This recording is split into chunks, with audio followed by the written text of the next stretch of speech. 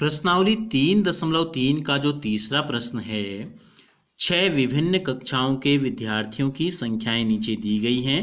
इन आंकड़ों को एक दंड आलेख द्वारा हमें निरूपित करना है और कक्षा 5वीं, 6वीं, 7वीं, 8वीं, 9वीं, 10वीं में क्रमशः 135, 120, 95, 100, 90 और 80 विद्यार्थी हैं। तो सबसे पहला जो हमसे प्रश्न इसमें पूछा है, तो आप स्केल किस प्रकार चुनेंगे। अगर हमसे ये प्रश्न नहीं भी पूछा होता तो अगर हमें दंड आलेख बनाना है तो सबसे पहले हमको एक स्केल, जिसको कि हम पैमाना भी कहते हैं, उसका चुनाव हमको करना होता है, मानना होता है। अब ये किस पर निर्भर करेगा कि हम पैमाना क्या लें। एक तो निर्भर करता है जो डेटा हमको मिला है ये किस प्रकार का है। ठीक है, तो देखो इसमें सबसे छोटी जो अंक है कितना है, इसमें जो सबसे छोटा अंक है वो आपका 90 है और 80 है, और सबसे अधिकतम जो संख्या है विद्यार्थियों की कितनी है, 135 है। एक तो इस पे डिपेंड करता है। दूसरा, जहां आप दंड आलेख बनाने वाले हो तो आपके पास जो जगह उपलब्ध है, कितनी जगह है, इस पे डिपेंड करेगा। तो हमारे पास जो जगह है इसके हिसाब से हम पहले देख लेते हैं, पैमाना स्केल से हम देखते हैं कि कितनी जगह हमारे पास है। तो देखो हमारे पास लगभग, अभी हमको नीचे इस दंड आलेख से संबंधित प्रश्नों के उत्तर भी हमको देने हैं, तो नीचे उत्तर लिखने के लिए भी हमको जगह चाहिए। तो हम क्या करते हैं, अधिकतम हमारे पास जो है 12 या 13 सेंटीमीटर लंबी जगह हमारे पास उपलब्ध है और हमको खींचना कितना है, 135, तो लगभग 140 हमको चाहिए। ठीक है, तो हम ले लेते हैं। हम क्या करते हैं, हम यहाँ जो पैमाना चुनेंगे स्केल, एक्स अक्ष में और वाई अक्ष में विद्यार्थियों की संख्या को हमको मानना है। तो वाई अक्ष में तो हम कोई भी दूरी के हिसाब से ले सकते हैं। हम यहाँ ये मानते हैं पैमाना 1 सेंटीमीटर, 1 सेंटीमीटर बराबर हम ले लेते हैं। देखो 100, अगर हमको 14 सेंटीमीटर हमारे पास जगह है तो क्या हो जाएगा, 14 सेंटीमीटर में 140 हो जाएगा, हमको चाहिए 135। ठीक है, तो 10 विद्यार्थी ले लेते हैं। अगर आपके पास जगह कम है तो आपका पैमाना चेंज हो सकता है।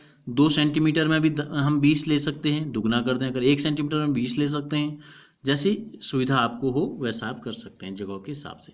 तो ये हो गया। अब हमने क्या किया, सबसे पहले हम एक लाइन यहाँ खींच देते हैं, एक्स अक्ष, जहाँ की हम विद्यार्थियों की संख्या को दर्शाएंगे। ये हमने ले लिया, ठीक हो गया।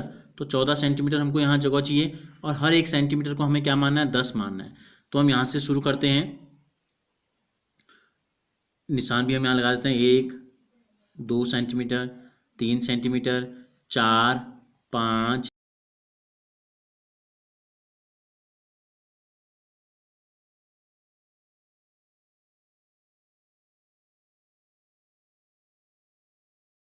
हमने मानी थी, इसको सही तरीके से लिख लेते हैं। 1 सेंटीमीटर बराबर 10 विद्यार्थी, कक्षा 5 में 135 विद्यार्थी हैं। तो जहां हमने 5 लिखा है, इसकी सीध में हम क्या करेंगे, कहां पर 135 हो रहा है, देखो कहां पर होगा, 130 और 140 के बिल्कुल बीचों बीच में। 130 यहाँ देखते हैं, देखो 130 और 140 के बिल्कुल बीचों बीच में, यानी कि बीचों बीच में कितना होगा, 5 मिलीमीटर की दूरी पर। ये हो गया 135। और कितनी यहाँ हमको इधर लाना है, यहाँ से हमने एक्स अक्ष में कितनी दूरी ली थी, 1.5 सेंटीमीटर की दूरी ली थी, तो ये हो गई 1.5 सेंटीमीटर की दूरी। अब हम क्या करते हैं, देखो दंड आलेख में क्या होता है, एक फिक्स चौड़ाई भी होती है। क्या होती है, फिक्स चौड़ाई भी हमारी होती है। तो हम क्या करते हैं, देखो आधे सेंटीमीटर चौड़ा इधर ले लेते हैं, आधे सेंटीमीटर चौड़ा हम इधर ले लेते हैं। ठीक हो गया। इसी प्रकार हम नीचे भी कर लेंगे अभी।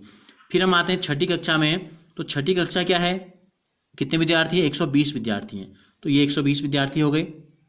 तो 5वीं के बाद 6ठी जो कक्षा हमने ली है, 1.5 सेंटीमीटर के बाद हमने 3 सेंटीमीटर में ली थी, तो फिर 3 के बाद हम क्या करते हैं, देखो आधा सेंटीमीटर यहाँ और आधा सेंटीमीटर यहाँ हमने दूरी ले ली। ठीक हो गया। फिर हम आते हैं 7वीं कक्षा में। 7वीं कक्षा में कितने विद्यार्थी हैं, 95 विद्यार्थी हैं। तो 90 और 100 के बिल्कुल बीच में जो होगा वो होगा आपका 95 यहाँ पर।